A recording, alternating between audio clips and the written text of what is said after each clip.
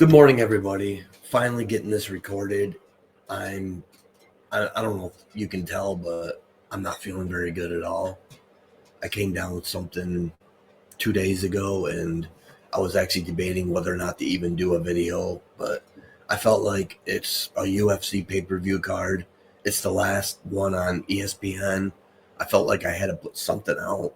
I'm not going to do every fight, but I did end up picking more fights than I even initially wanted. I ended up picking 9 of them. There's a couple that I don't have anything on, but I just like them from a fighting aspect. So, and then for some reason I could not get stuff to upload.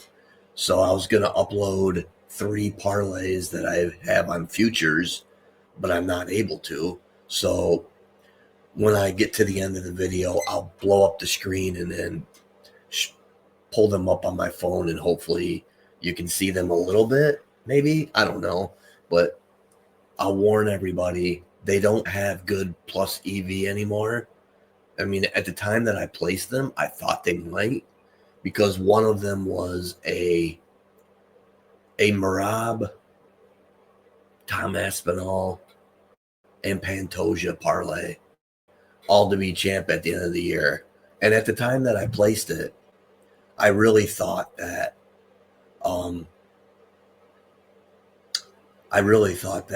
Merab would only fight the one time. But of course, he's the machine for a reason, and he ended up scheduling a second fight. So it's not good value at all right now.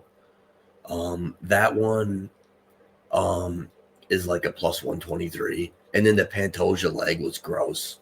Like, I wasn't expecting him to even fight this year at the time that I did it.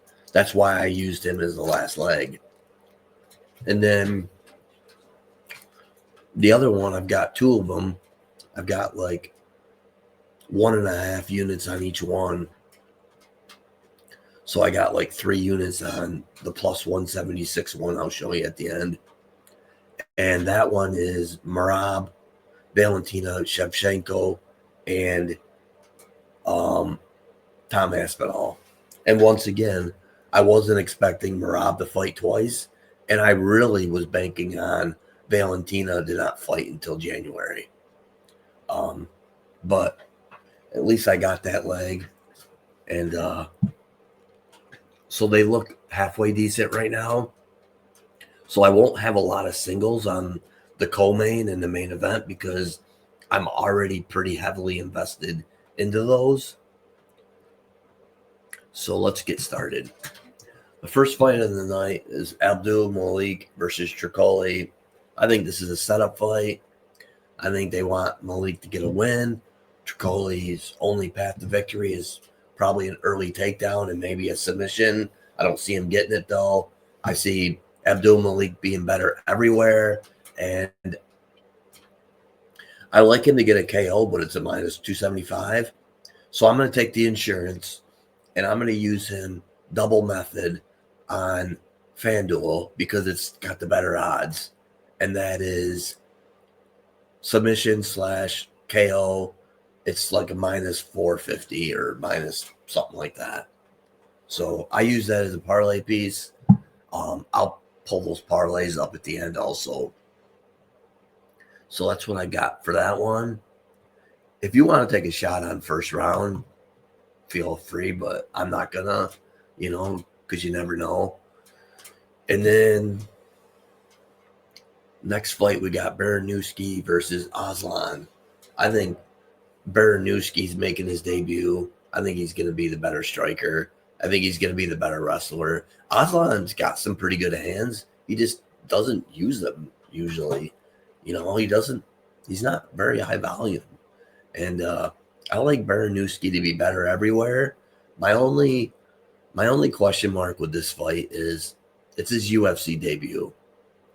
I am going to use the fight to end by knockout, which could be risky, but that's what I'm doing on a parlay, and I'll pull that up at the end also.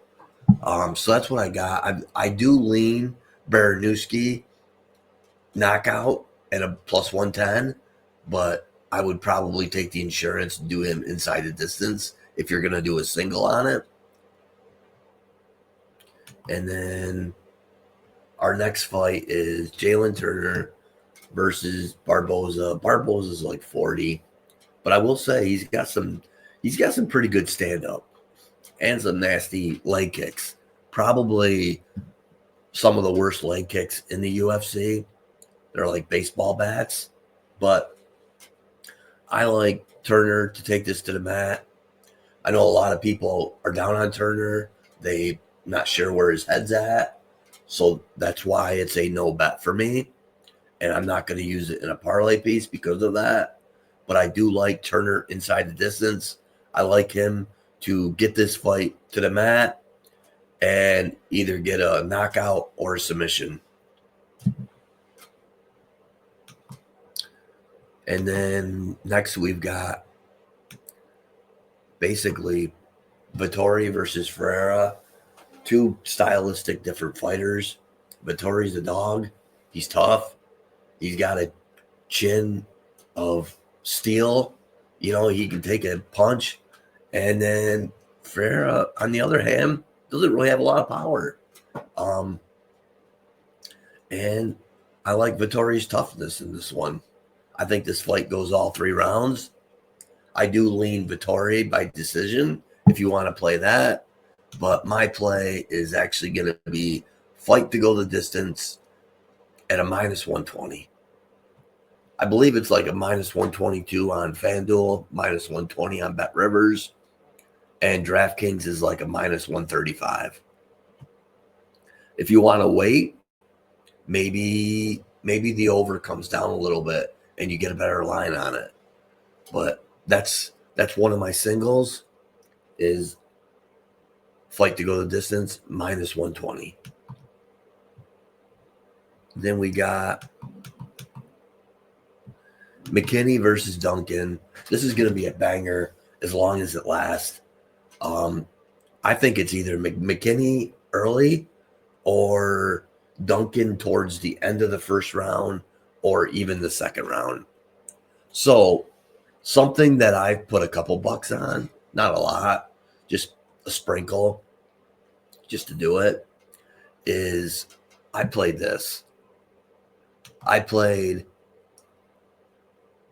a same game parlay on DraftKings, over a half a round, under 2.5 rounds, and Dawson on the money line plus 165. I think it's going to be fireworks early, but I do think that Duncan survives the early onslaught of McKinney. But there is a chance that you could just take McKinney first round, Duncan second round, and you might cash one of them. But I wouldn't recommend doing that because you never know. So, and I know that McKinney has joked around about, he's going to put on his Marab shoes or his Nurmagomedov shoes and wrestle for 3 rounds. We all know that's not true. Anyone that believes that, I don't know. I wouldn't believe it, at least. And then our next fight, we've got Grant Dawson versus Torres. Torres is very dangerous early. But I feel like if he doesn't get the early knockout, that's his only pathway to victory. If Dawson survives the first 2 minutes, or maybe even less, I don't know. I think he's going to get a takedown, and I don't think Torres is going to get back up, to be quite honest. Or maybe he survives the round and goes on to the second, but I highly doubt it. So my play in this fight is actually Dawson submission, and I used my 30% boost on DraftKings for this, and that's going to boost it to a plus 182. It's a plus 140 before the boost. So we've got plus 180 sub for Dawson. I like that a lot. I don't normally put my stamp on a finish prop like this, but I really do like this one. And then our next fight is Brandon Moreno versus Tara.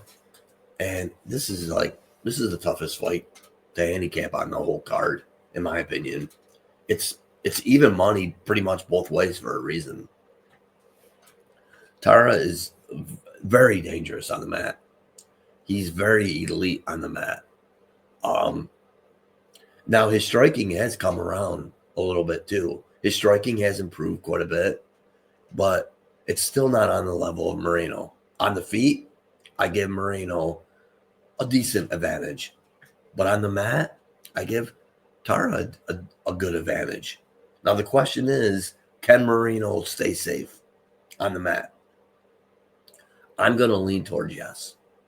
And I'm going to lean towards him getting back up and there being more minutes on the feet than there is on the mat.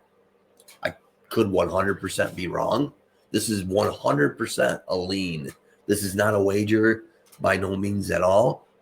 I'm going to lean Moreno just because of his experience. But I think Tara is going to be up for a belt opportunity here pretty shortly. So I wouldn't be surprised at all if he gets the win, but I'm going to lean Moreno on this one. And then our next one is Pantoja versus Van. And there's a lot of people that love Van. I like him too. I like his style. He's got insane volume. I think he averages over 8 significant strikes a minute. So we're talking in the neighborhood of 40 significant strikes per 5 minutes. That's crazy. If you like him to keep this fight standing or even keep it standing for 2 rounds, take his significant strike prop over. It originally in the beginning of the week, I saw it on another sport book at like 74, 75, and I was going to play it over because it was 90 plus on DraftKings. But I didn't play it. And then 2 days later, that site, which is Bet Rivers, changed it to over 85.5. So, which I'm going to tell you this. I don't think he's going to keep it standing for 5 rounds, but if he did, you're probably talking him getting in the neighborhood of 150 significant strikes. So if you want to throw like $5 on 120 or 130 just for something to cheer for, I don't hate it. I don't think it happens, but I am on Pantoja. He is my last leg of one of my parlays, so I got to be on him. But I also think the difference on the mat is just so much greater than the difference on the feet. I think I'm not going to say the difference on the feet is close, but it's closer than it is with Pantoja's wrestling versus Van's wrestling, in my opinion. So I originally was on the over of this fight, but the more I think about it, I'm not so sure how I feel about it. I'm going to leave my wager in on fight to go the distance at a plus 150, but I'm not going to give it out. If you want to play it, that's totally up to you. I played it on a value standpoint at the time that I played it, because at the time that I played it, it was a plus 110 everywhere else. Now it's like a plus 120 everywhere else. So I got a decent number on it. So that's why I played it. Next, we got Merab Dvalishvila versus Peter Yan. It's a rematch. I think it's going to go the same way the first fight did. I think Merab beats him 40 or 50 to 45, or even gets a late finish. I'm leaning more towards a decision win though. So my play is this on this fight. I love this a lot. Over 7.5 takedowns, minus 115. When I gave this out, I clearly said it was going to move, and it has. It's now a minus 135. It might even be. I'm expecting it might even get a little worse, maybe closer to the minus 140 to minus 150 range. But obviously, I don't know for sure. I'm trying to just look real quick to see if it has moved at all. And then I've got 9+ at a plus 160. If you want to throw a sprinkle on 10+, I believe that's a plus 250 or plus 350. Wait just 1 second. I'll pull it up. Fighter props and takedowns. Oh, man. Man, this sucks. I didn't play the 9+ yet, and it's moved from a plus 160 to a plus 100. That sucks. And then 10+ has moved to a plus 165. I'll be honest, I'm probably not going to play it now because over 7.5 is a minus 150 now. Damn, this sucks. This is what you get for not hammering stuff the second you see it. I was going to do it after I did my recording, and you snooze, you lose, you know. I might do a sprinkle on 10, but to be honest, I've got over 7.5 at a minus 115. I don't know if it's really worth it now. But over 7.5 is a minus 150. I would, at this point, pair that with something or take the 9+. So it looks like I was on the right side. Got a really good number. Unfortunately, I didn't give it out on here in time, so I'm really sorry about that. So here are my singles. I've got Merab, takedowns, 7.5 and 9+. Obviously, like I spoke about, those lines have moved now. Then I've got Vittori Ferreira, fight to go the distance, minus 120, and Dawson sub plus 180.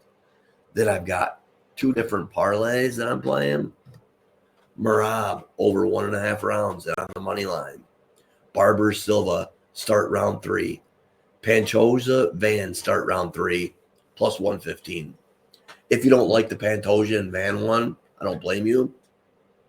And you could sub in the Vittori fight to start the 3rd round or something like that. But that's my parlay. And then my other parlay is Abdul Malik inside the distance, or on FanDuel, they call it double method, KO/sub.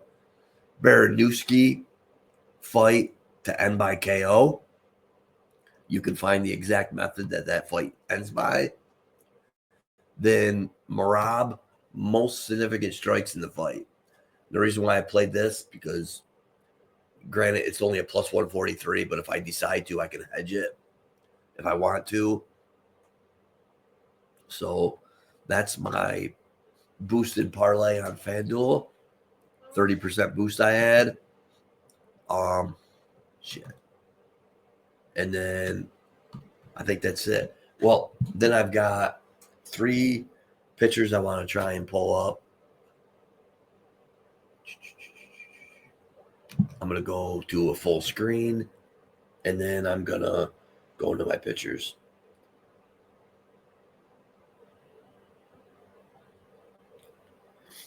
So you ain't even going to be able to see this because the lighting, I got this light right above me.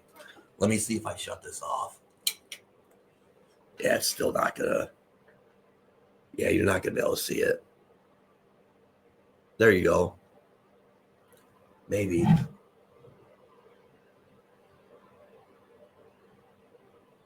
So anyways, this is Tom Aspinall, Merab Dvalishvila, and Valentina Shevchenko.